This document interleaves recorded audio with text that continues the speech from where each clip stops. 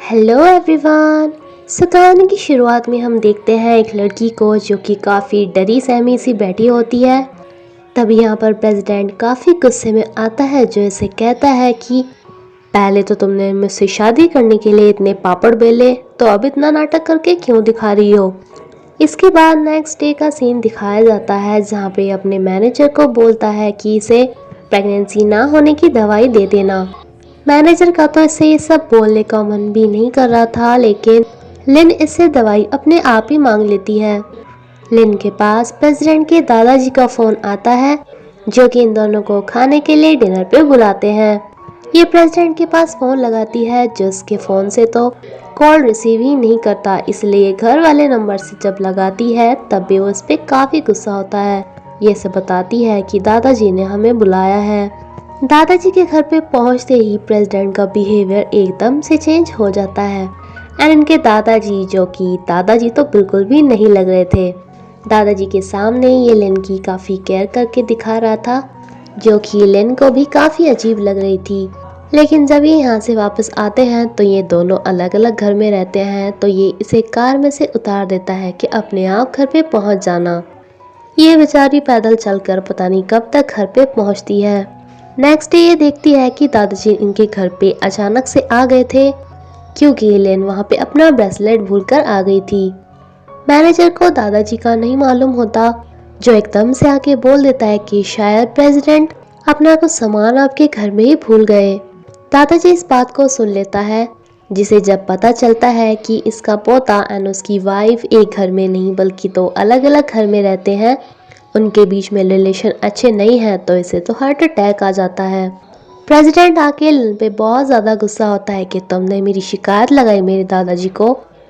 लिन इसे बताती है कि मैंने कुछ नहीं किया, वो मेरा ब्रेसलेट देने के लिए आए थे, तो ये और ज़्यादा डांटता है कि तुम जानबूझकर वहाँ अपना ब्रेसलेट भूल कर आई थी ना। ये गुस्से में इस ब्रेसलेट को भी तोड़ देता है जो लिन की दादी की आखिरी निशानी थी। दरअसल लिन शादी से पहले दादाजी को बहुत ज़्यादा मस्का लगाया करती थी बिकॉज इन्हें इनका पोता काफ़ी ज़्यादा पसंद आ रहा था, लेकिन इसे लिन में बिल्कुल भी इंटरेस्ट नहीं था।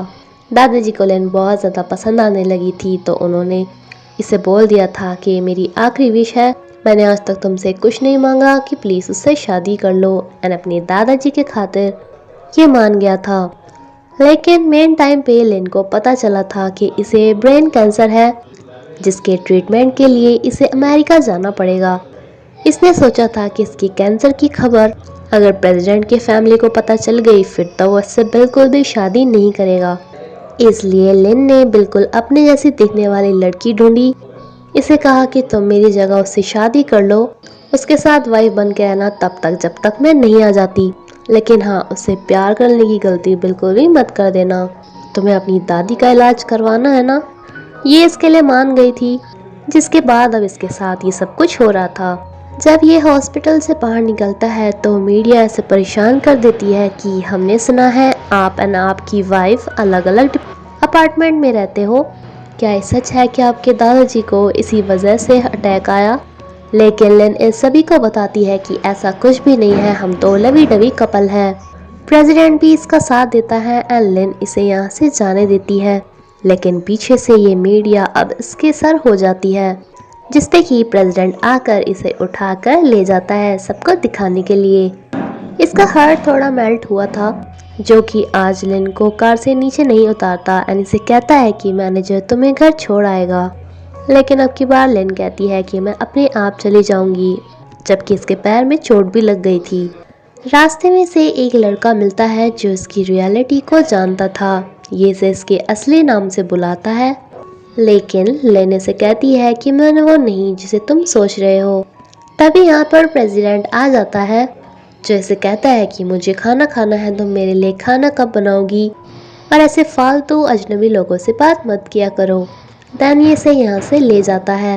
ये खाना बनाते हुए अपना हाथ जला लेती है। ये इसे कहता है कि ये सब क्या कर रही हो, तो ये कहती है कि तुमने तो कहा था कि तुम्हें खाना खाना है। दैन ये इसे एक न्यू ब्रेसलेट ला के देता है बिकॉज इसने इसका ब्रेसलेट तोड़ दिया था एंड लिन को तो इस पर यकीन ही नहीं होता।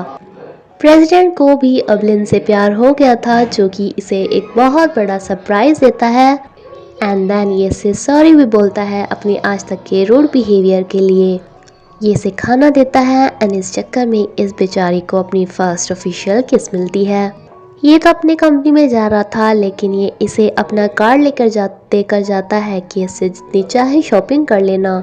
ये शॉपिंग करने जाती है जहाँ पर इसके ऐसे कपड़ों को देखकर सेल्स गर्ल बोलती है कि शायद आप गलत शॉप पे आ गए हो, यहाँ सभी ब्रांडेड ड्रेसेस हैं।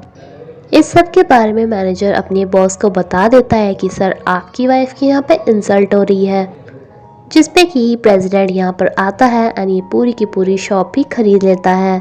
सब कुछ अच्छा चल ही रहा था कि इसे अपनी हम शक्ल का फ़ोन आ जाता है जो इसे बुलाकर कहती है कि बस अब तुम्हारा काम हो गया, अब तुम यहाँ से अब रोड चले जाओ।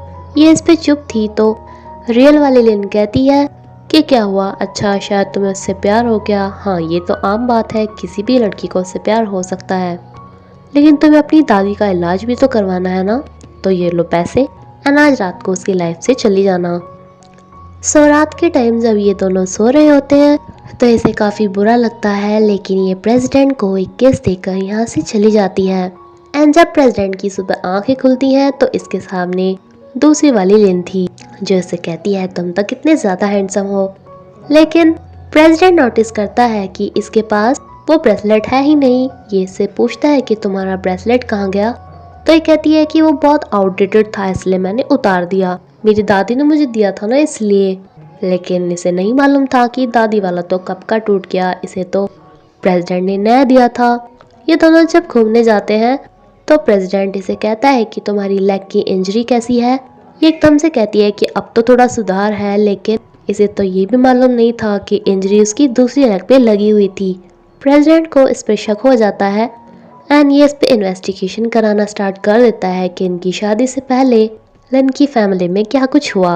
एंड इसे इन्फॉर्मेशन मिलती है कि मिस लिन तो 2 महीने से ट्रीटमेंट के लिए अमेरिका गई हुई थी, तो यानी इसके पास अब तक कौन थी। ये इसे डांट कर कहता है कि अपना नाटक बंद करो एंड मुझे बताओ कि मेरे वाली लिन कहाँ पर है। पहले तो ये पूरा नाटक करती है कि मैं ही वो हूँ, लेकिन जब इसे समझ में आ जाता है कि प्रेसिडेंट को अब इस पे विश्वास नहीं होने वाला तो ये इसे कहती है कि चाहे तुम कुछ ही करो मैं तो तुम्हें नहीं बताऊंगी कि वो कहाँ पर गई है, अपने मरते दम तक भी नहीं। लेकिन इन्वेस्टिगेशन करने पर इसे पता चल जाता है कि इसके वाली लिन तो एयरपोर्ट पे पहुंच गई है जो अब्रॉड जा रही है। ये भागकर वहाँ पे जाता है उसे ढूंढते हुए, जहाँ पे लिन जा तो रही थी लेकिन उसका मन यहीं पर ही था। एंड फाइनली काफ़ी ढूंढने के बाद प्रेसिडेंट इसे मिल जाता है, इसे ढूंढ लेता है एंड ये दोनों ही हैप्पी हो जाते हैं। एंड यहीं पर इस कहानी की हैप्पी एंडिंग होती है फ्रेंड्स। प्लीज़ मुझे कमेंट करके बताना कि आपको ये सीरीज़ कैसी लगी। सॉरी सीरीज़ तो ये थी ही नहीं, आपको ये छोटा सा ड्रामा कैसा लगा। एंड अगर मेरी वीडियो अच्छी लगी हो तो उसे प्लीज़ लाइक करेगा। Thank you.